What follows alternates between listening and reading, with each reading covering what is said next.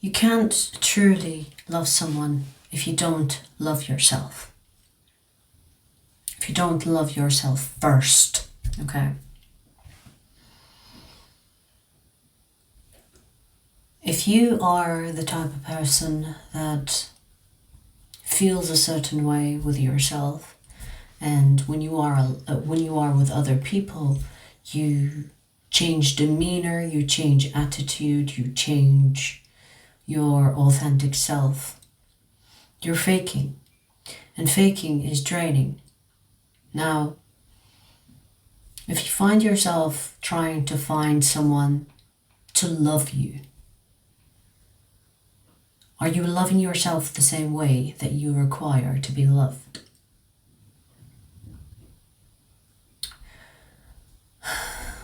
Because I see that a lot of people think, if I give something, I will get back from this person.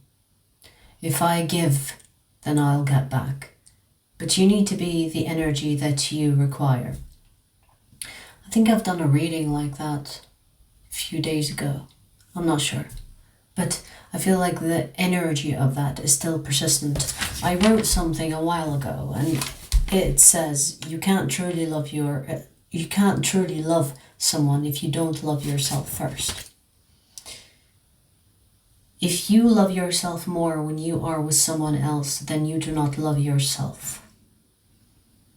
You have to be able to give that amount of love that you require from another person to yourself first. If you feel lonely, emptiness, needing another person, I say needing, not wanting, needing another person, then you don't love yourself and you have work to do. Because the emptiness can be filled temporarily with someone else, but for it to be a permanent completion or a permanent solution, it has to be you that fills that void, not someone else. I see a lot of people kind of wanting love, desperate for love. It's because the love that they have for themselves is very little to none.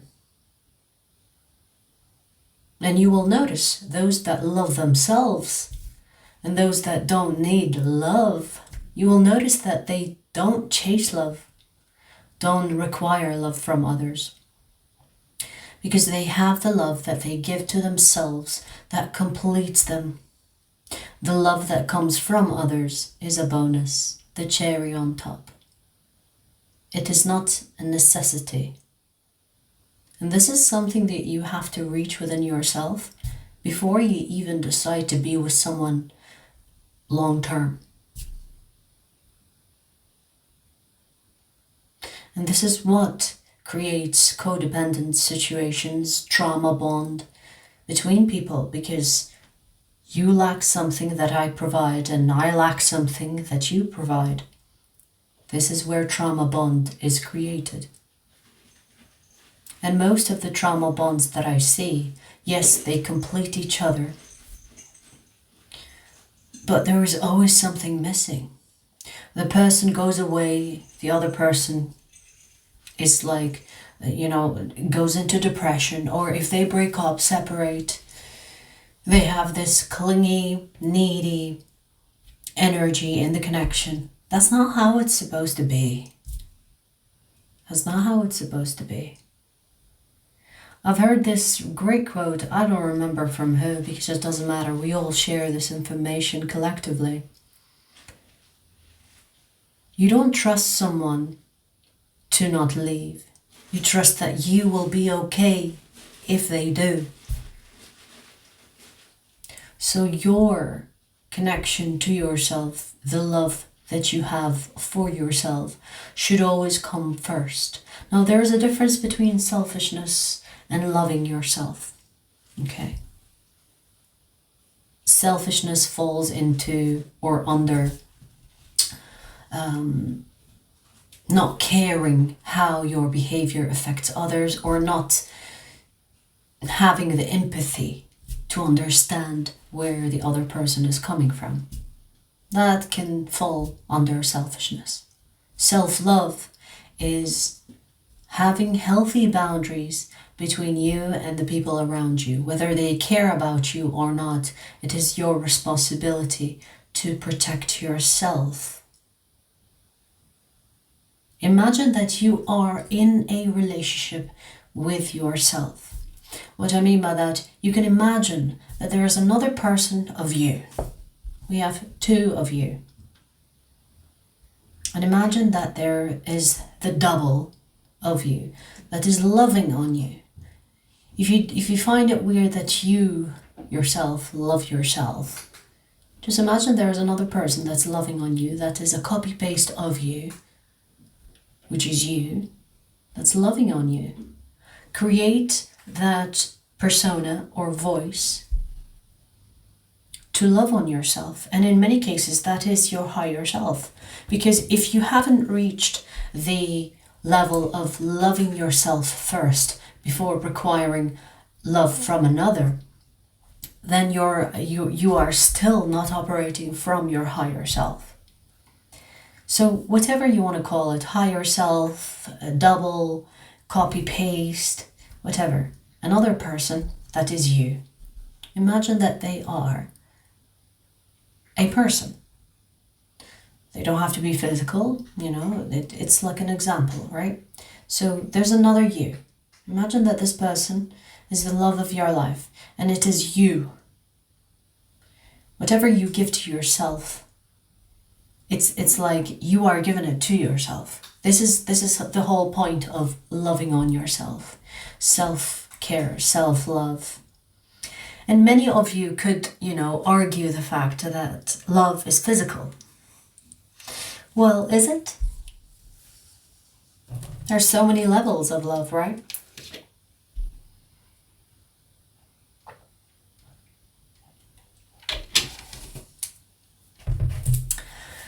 You can fuck someone that you don't love, right? So it's not really physical. In relationships specifically, there is the physical aspect of love, yes, of course. But love in its essence does not require any physicality or intimacy on a sexual level. The intimacy can be given to yourself through emotions, through support, through encouragement, through non-physical things. I mean, even physical things, but they don't have to be like 1 + 1 = 2. Love is not restricted by that. Okay? So, what I'm trying to say here is, if you cannot love yourself and you feel lonely on your own, then you are not done loving yourself. You're not done. You have work to do. And if you decide to jump into a connection despite knowing that, then you will find yourself getting attached to the person that you are in love with, instead of truly loving them. Because you can love a person without being with them. That's the unconditional love. You see it mostly in non-sexual relationships, friendships, a parent to a child, or a pet owner to the pet, you see. So it's not something that has to be sexualized or that it has to be physical. It can be non-physical and it can be non-sexual. That part of love has to be given to you by you first. You have to feel complete on your own before you even consider going into a connection with another person. If you need another person to validate you, to love you, to care for you, then you haven't done the work to deserve a good connection. And even if you find someone that is complementing your trauma, it's not going to be pleasant for long. You know, when people say the honeymoon phase is a phase because people are going into those relationships, those trauma bonding for a phase, and then that phase ends, and then it ends in divorce, it ends in a breakup. And usually the breakups and the divorce are ugly. This is why a lot of people don't want relationships nowadays. You know? So, and the ones that are actually doing the healing and the, you know, loving on themselves and loving themselves, they're reaching a peaceful state of self, I want to say. So the next step after you start loving yourself or complete the phase of loving yourself, that is when you put yourself out there looking for someone that is on the same level as you. Now, you will find it harder, I want to say, to find someone that has done the work. Because this is something that is not as popular as I would like it to be, you know? There are people that are pretending that they love themselves, but they don't really. Or there are people that are in the progress of loving themselves. Or there are people that think they know what it looks like to self-love by, I don't know, overspending, spoiling themselves. Yeah, I mean, to some extent, that's a form of self-love, but that's not everything, okay? So there are different types of scenarios where the definition or the perception of self-love is expressed. And there's a lot of misunderstanding. And it's not a bad thing, but I feel like it's something that we will continue on seeing. And I feel like the understanding of what self-love is almost in its beginning stages on a collective level. And so if you have done the work, it takes two people to tango. So if you are ready to put yourself out there and to be in a partnership with a person, it will be harder for you to resonate with someone that has trauma bond, that has an issue in loving themselves. So there are people that cannot love themselves, and you have completed that. And if you go into these people's lives, you will not resonate with them because you can see through them, and you will see yourself in them because you were once there. And so it will be harder for you to find someone that will be resonating with your state after you reach that level of self-love.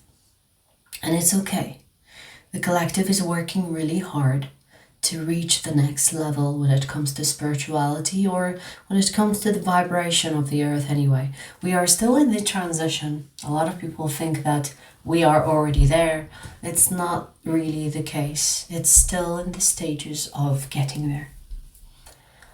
But for those ones that are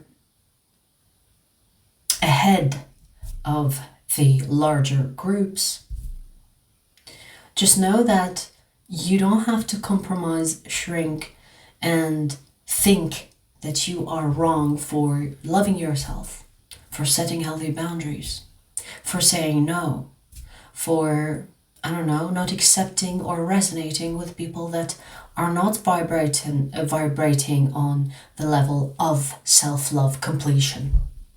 It's okay. Let people be. Let them find out. Allow them to go through the journey as they wish. Because at the end of the day, when you go into a race, even though you are the first, the second, the third, you still have to wait for everybody to join in order for you to be rewarded. So in a way, the race of life, even though you are the first, second, third, the 10th, there are still other people that are on the way, that are still racing. So don't expect things to get easier just because you have done the work. Because like I said, when it comes to partnership, it takes two to tango. But remember that you have to do the work. So wherever you are on this life or this race of life, you cannot love someone else if you do not complete the task of loving yourself first. In all its meanings, on every level, physical, non-physical, intimate, non-intimate. And I don't really care much about, sexual intimacy, because like I said, you can fuck someone with no emotions, no love, right? I mean, it happens every day, okay? So what I'm talking about is true love. You cannot love someone truly if you don't know what it means to love yourself first. You can't. How will you respect someone else if you don't respect yourself? How will you trust someone else if you don't trust yourself? How will you love someone else if you don't love yourself? So you can't be with someone else and truly love them if you don't love yourself.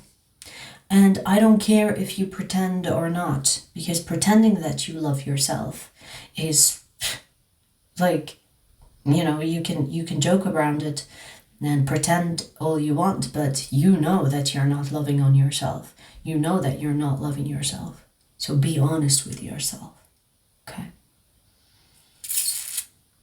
And I think that's all I want to say about this.